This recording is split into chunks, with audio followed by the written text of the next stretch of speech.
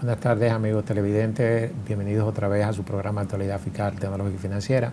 En este segundo bloque queremos conversar con el maestro, abogado y presidente de la DOCO, Alianza Dominicana en contra de la Corrupción, el doctor Julio de la Rosa.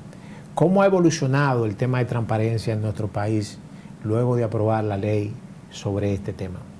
Bueno, no hay una ley per se, hay un conjunto de leyes que promueven la transparencia, desde la ley de libre acceso a la información, la de compra y contrataciones, de la ley de los municipios, el Distrito Nacional, la ley de Contraloría, de Cámara de Cuentas. Entonces no hay una ley en sí, hay un decreto que a raíz de la entrada en vigor de la Convención Interamericana de Lucha contra la Corrupción de la OEA, pues mandaba la creación del órgano persecutor y del órgano de prevención. Y de ahí es que surge la Dirección General de Ética e Integridad Gubernamental, de eso, y son decretos, no leyes. Lo que significa que esos son parte de los elementos que se toman en cuenta al momento de medir la lucha contra la corrupción, y por ello desde hace mucho tiempo nosotros estamos apareciendo en los niveles más bajos en el ranking de percepción de la corrupción, el índice de percepción de la corrupción que realiza Transparencia Internacional todos los años, que la República Dominicana en la ocasión que tuvo más alto fueron en 33 puntos de 100 y se mantiene oscilando entre 2 puntos abajo y hacia arriba. ¿Por qué? Porque es de percepción, y como la opinión pública se vuelca en ocasión ante la producción de un tema, de un evento particular, quizás de ese momento. Exactamente, entonces si no tiene respuesta, se crea eso, pero sin embargo, con la llegada de la actual gestión, que cambió el Ministerio Público, un Ministerio Público independiente, de partido, naturalmente, pues la población asintió como algo positivo, pues sin embargo en la medición bajamos. Seguimos más o menos en los mismos rankings. Igual, porque tendría que hacerse un trabajo profundo, como ocurrió en Costa Rica, Chile, Uruguay, que son de los países que mantienen un índice favorable, y nosotros estamos entre los más corruptos: Venezuela, Honduras, Guatemala, México, Haití, para citar los países de la región. Entonces, yo sí creo que se debe ir avanzando, el gobierno debe ir dando muestra de tener interés y voluntad política para enfrentar la corrupción, porque a veces se apela al discurso, pero a la práctica no. Entonces, tiene que combinarse. Es correcto. Veo que Transparencia Internacional ha estado desde su fundación, ¿verdad? 1993, son unos 30 años ya. O sea que ADOCO fue pocos años después de la constitución de la... Así es, inclusive en una ocasión estuvimos discutiendo la posibilidad de nosotros tener el capítulo de Transparencia Internacional en el país, pero intereses exógenos pues lo impidieron. ¿Y quién representa Transparencia? Participación Ciudadana. Ok. En esa ocasión íbamos a hacer FINJU, ADOCO y Participación Ciudadana. En esa ocasión, inclusive, yo participé de varios eventos internacionales invitados por Transparencia Internacional en El Salvador y en Costa Rica. En El Salvador en el 2011 y en Costa Rica en el 2013. Lo que sí veo es, Julio César, que nosotros llegamos a estar en ese índice de percepción de la corrupción cerca de los lugares 60 en un índice que agrupa unos 180 países. Y luego, entiendo yo, desde que comenzó a aplicarse la ley, hemos estado en los lugares de los 120, 130, que todavía pudiéramos decirse que está muy alejado de aquellos países, por ejemplo, como los países nórdicos, que son los que ocupan los primeros lugares en términos de transparencia. Sin embargo, República Dominicana, como los países latinoamericanos, que tiene el fantasma de la corrupción administrativa, y sobre todo, como muy bien usted planteaba, ese índice se realiza en base a una consulta que lo que mide es la percepción de ese momento. Según la opinión suya, hemos avanzado ciertamente en los últimos 10 años en materia de transparencia. Reitero, si tomamos en consideración este ranking, que como dije en principio es sobre la percepción, evidentemente que no, porque nunca hemos sacado 40 puntos, ni hemos estado en los primeros lugares a nivel global y a nivel regional. Aunque leí que el promedio de América Latina anda por el 41.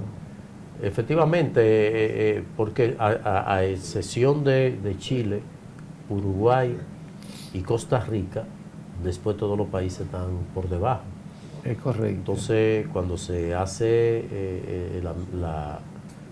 el conjunto, ¿verdad?, para sacar el porcentaje, pues por ahí es que quedamos. Sin embargo, como decía ahorita, con el tema de las legislaciones que se han ido aprobando, y sobre todo las manifestaciones que han hecho los gobiernos, lo hizo el pasado y este lo ha hecho inclusive con mayor énfasis, obligando a la firma de un compromiso ético. Ya vemos cómo se han formado comisiones de ética e integridad, que tal vez al momento no tienen esa efectividad, pero eso significa que ya el camino comenzó a recorrerse.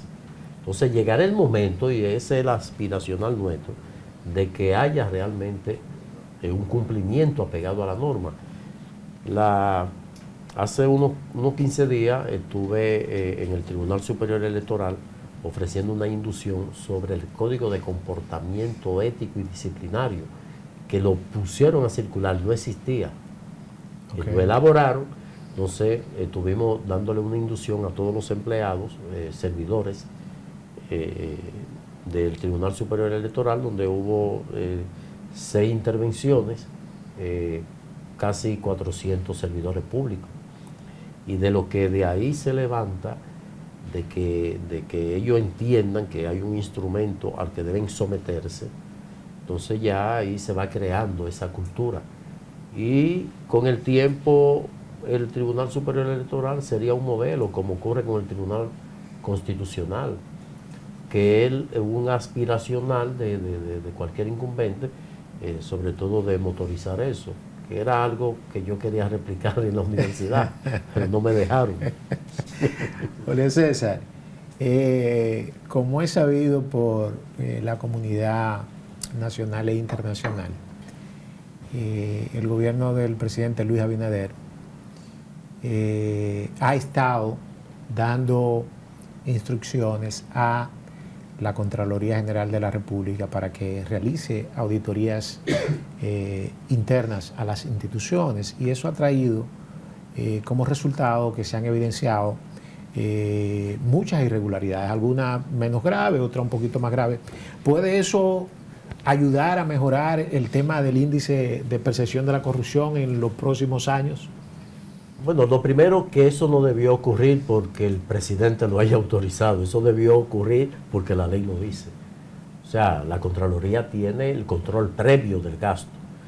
Inclusive cuando el presidente llegó, que anunció que la Contraloría haría 100 auditorías de la gestión que salía, nosotros le salimos al frente y le dijimos que eso no es posible, es un absurdo, porque la auditoría no podrá auditarse a sí misma, porque si hubo irregularidades... La Contraloría en este caso, ¿verdad? En este caso, porque la Contraloría tiene presencia en todas esas instituciones. Entonces, si a través de lo que ellos denominan las unidades de auditorías internas, la UAI. Efectivamente. Entonces, si usted dejó escapar un maco, usted no puede después decir, aquí está el maco, porque usted debió preverlo.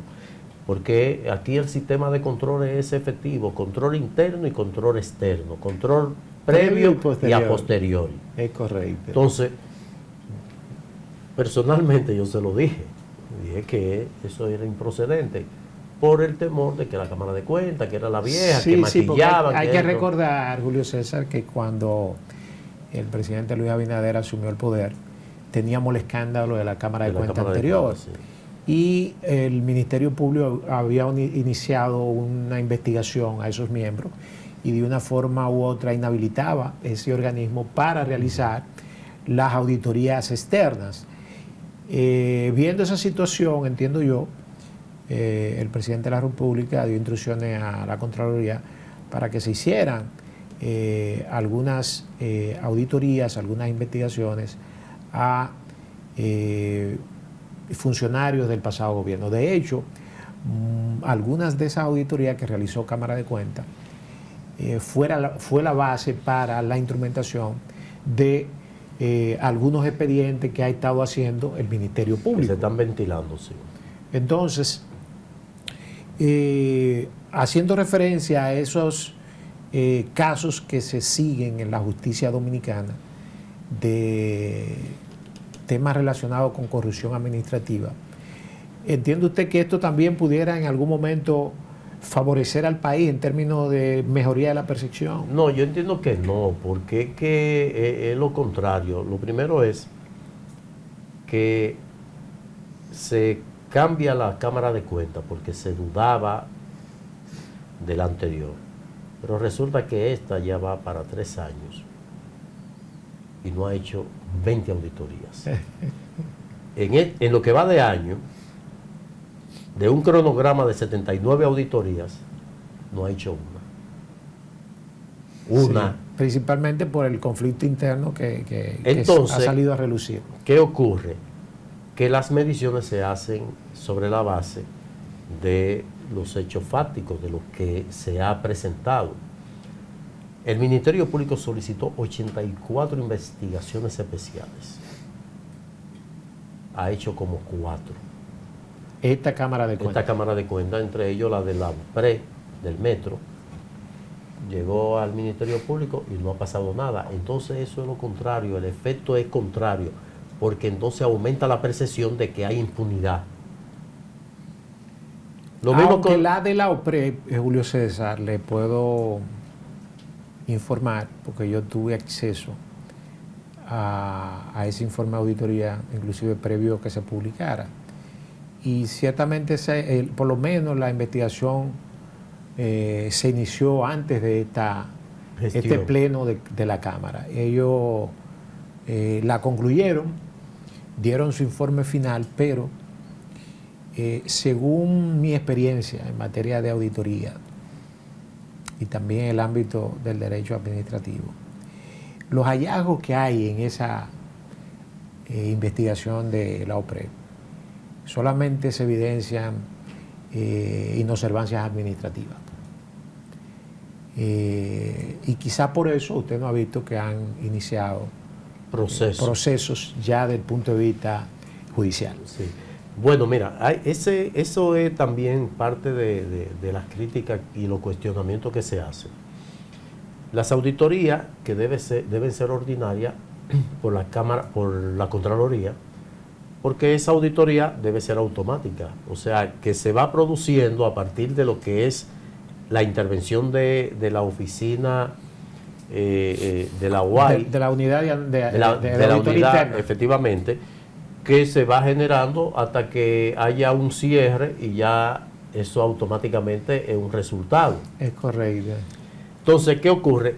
Se da a conocer algunas auditorías que se realizaron con el propósito de levantar el morbo, porque usted como auditor, si usted me auditó y cuando me pidió el recibo de este teléfono, yo no lo tenía a mano porque cuando lo compré, el printer se atacó y me dijeron se lo mandamos por correo. Pero resulta que al correo que llegó, quien puede obtenerlo, la computadora no se tiene acceso. Sí. Entonces el auditor, ¿qué hace? Una nota de que está pendiente esa factura, ¿verdad? Ahora, si cuando se termina la auditoría y me mandan para que yo haga la réplica, Y ahí yo le digo, bueno, sobre el punto tal, sobre la ausencia de la factura de este celular, ya yo la tengo, está aquí. Ya esa inobservancia, sí, ese punto de auditoría que como se refiere, se supone que fue resarcido subsanado. O subsanado y no debe aparecer en el informe final. Entonces, final. ¿por qué tiene que decir que se subsanó? Inclusive hace una observación, aunque en su réplica dice que sé yo qué, pero nosotros damos por asentado la opinión anterior, o sea, ¿y qué es lo que tú quieres? Realmente esa es una de las críticas que se le hacen a los auditores de la Cámara de Cuentas, que muchos de los puntos que son corregidos, que son revisados, luego salen en el informe final. Queremos también, Julio César, que usted nos hable sobre un congreso que se avecina en materia de transparencia, pero este tema lo vamos a ver en el último bloque. Volvemos ahora.